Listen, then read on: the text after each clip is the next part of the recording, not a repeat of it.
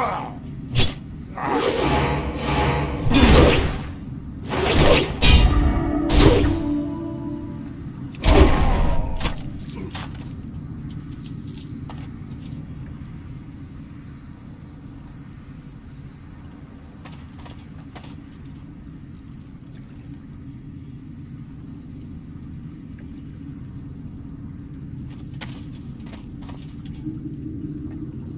am listening.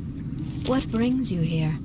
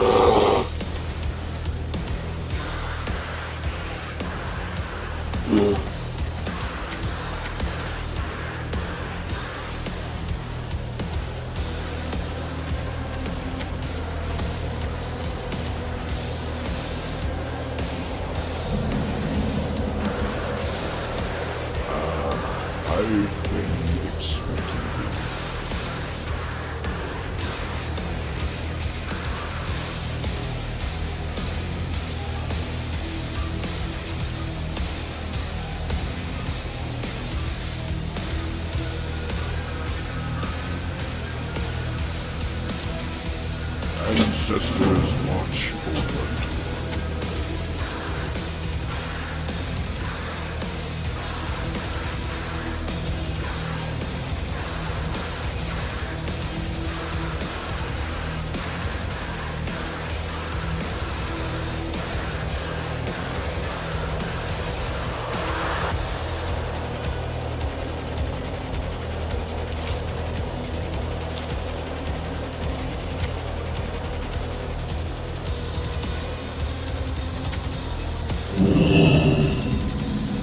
Peace, friend.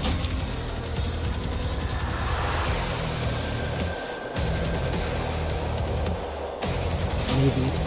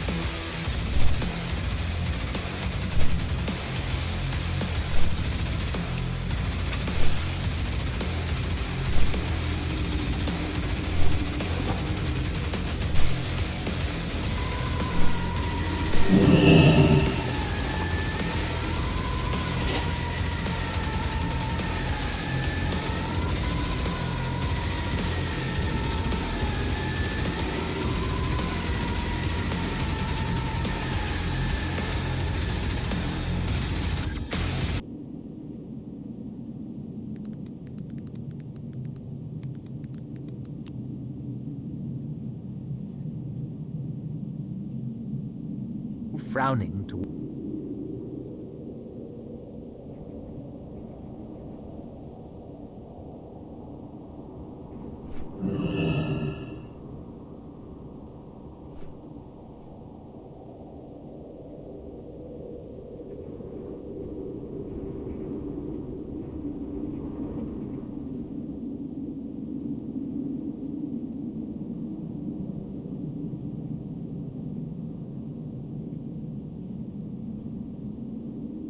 towards the latrine door.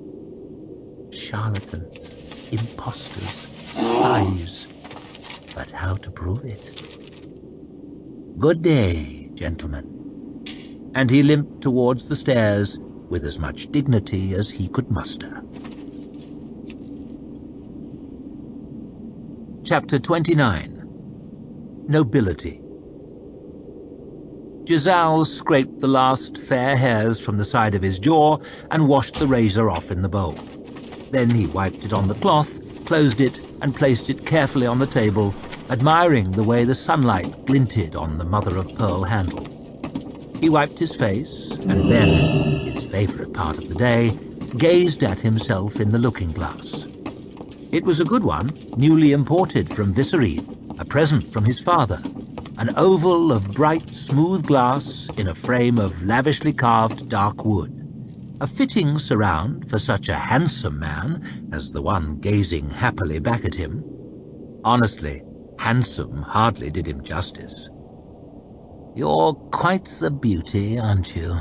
Giselle said to himself, smiling as he ran his fingers over the smooth skin of his jaw. And what a jaw it was! He had often been told it was his best feature, Not that there was anything whatever wrong with the rest of him. He turned to the right, then to the left, the better to admire that magnificent chin. Not too heavy, not brutish, but not too light either, not womanly or weak. A man's jaw, no doubt, with a slight cleft in the chin, speaking of strength and authority, but sensitive and thoughtful too. Had there ever been a jaw like it? Perhaps some king or hero of legend once had one almost as fine. It was a noble jaw, that much was clear. No commoner could ever have had a chin so grand. It must have come from his mother's side of the family, Giselle supposed. His father had rather a weak chin. His brothers, too, come to think of it. You had to feel a little sorry for them. He had got all the looks in his family. And most of the talent, too, he murmured happily to himself. He turned away from the mirror with some reluctance, striding into his living room, pulling his shirt on and buttoning it up the front. He had to look his best today.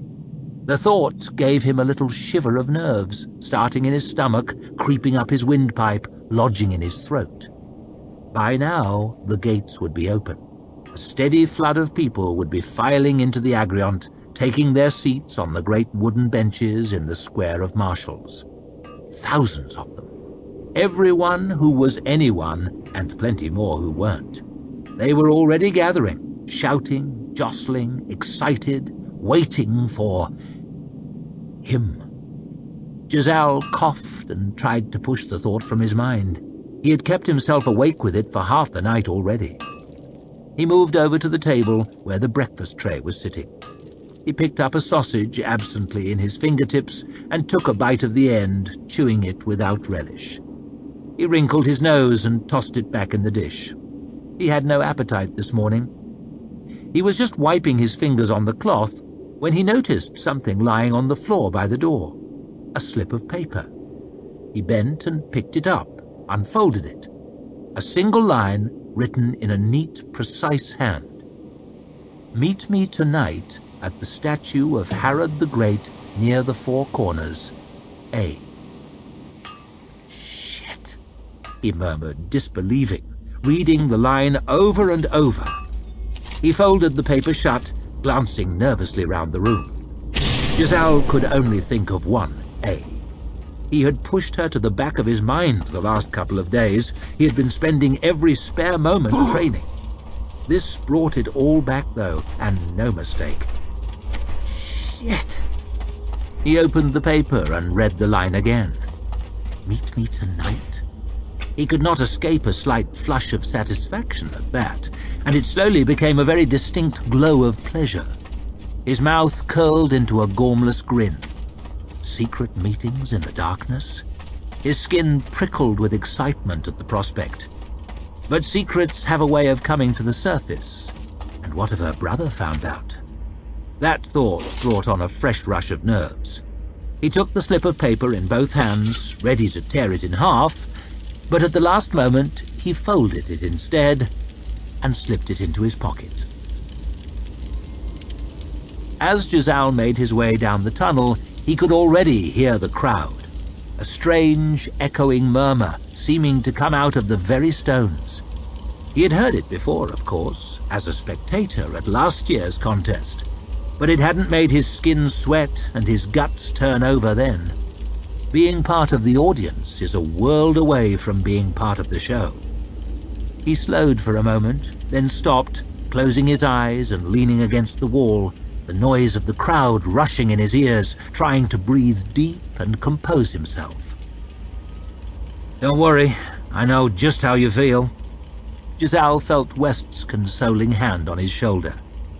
"I nearly turned around and ran the first time, but it'll pass as soon as the steels are drawn, believe me." "Yes," mumbled Giselle. "Of course."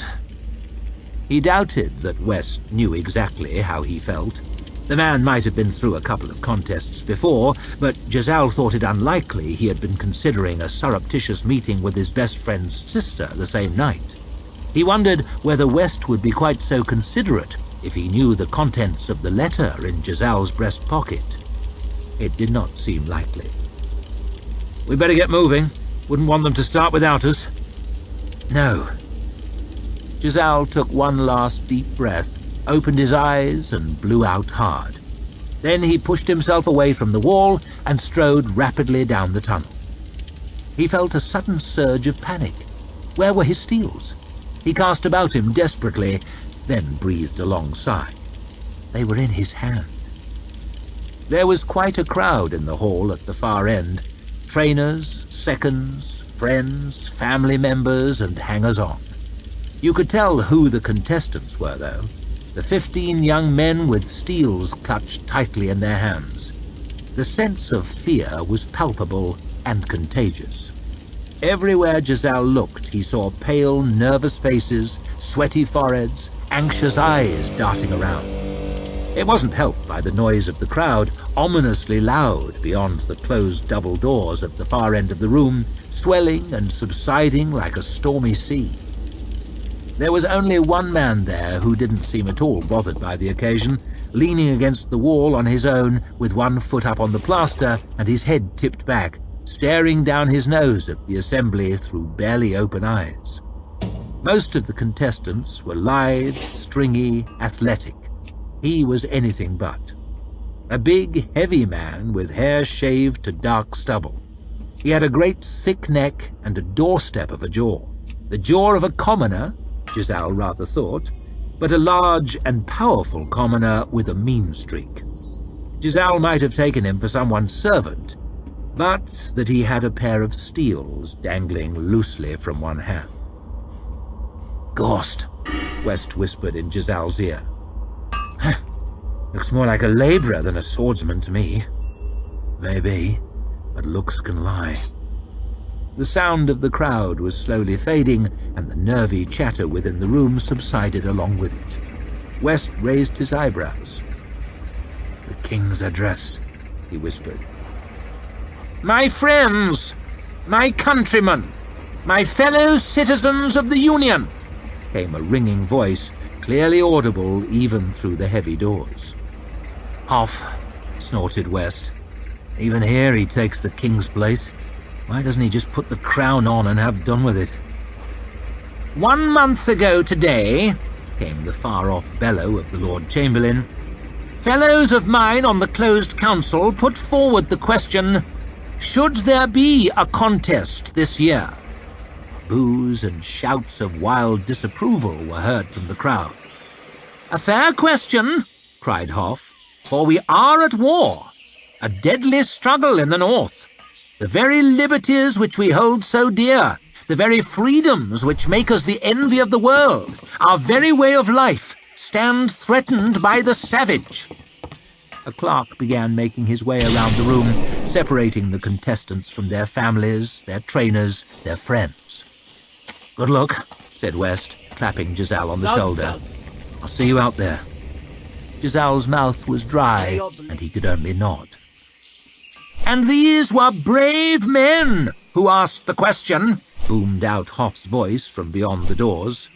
"Wise men, patriots all, my stalwart colleagues on the closed council. I understood why they might think there should be no contest this year." There was a long pause. "But I said to them, no!" An eruption of manic cheering. "No! No!" screamed the crowd. Giselle was ushered into line along with the other contestants, 2 abreast, 8 pairs. He fussed with his steels as the Lord Chamberlain droned on, though he'd checked them 20 times already. "No!" I said to them. "Should we allow these barbarians, these animals of the frozen north, to tread upon our way of life? Should we allow this beacon of freedom amidst the darkness of the world to be extinguished? No, I said to them, our liberty is not for sale at any price. On this, my friends, my countrymen, my fellow citizens of the Union, on this you may depend.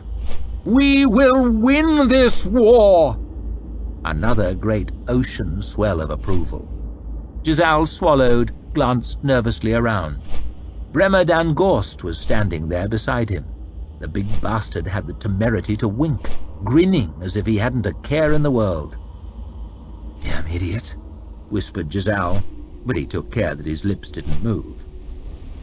"And so, my friends, and so," came Hoff's final cries. "What finer occasion could there be than when we stand upon the very brink of peril, to celebrate the skill, the strength, the prowess of some of our nation's bravest sons?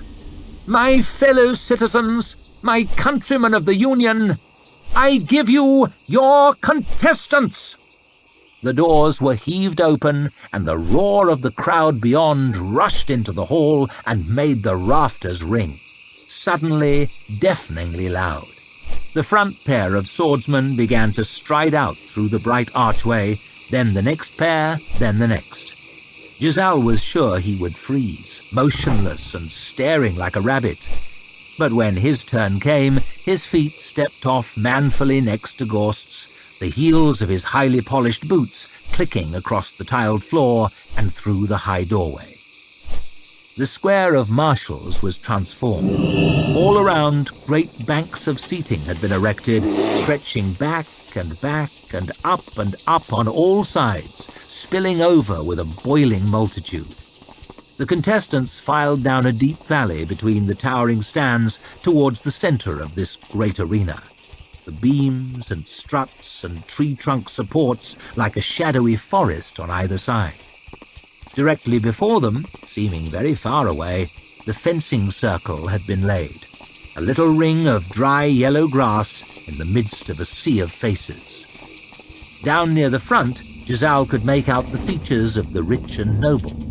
Dressed in their best, shading their eyes from the bright sun, on the whole, fashionably disinterested in the spectacle before them. Further back, higher up, the figures became less distinct, the clothes less fine.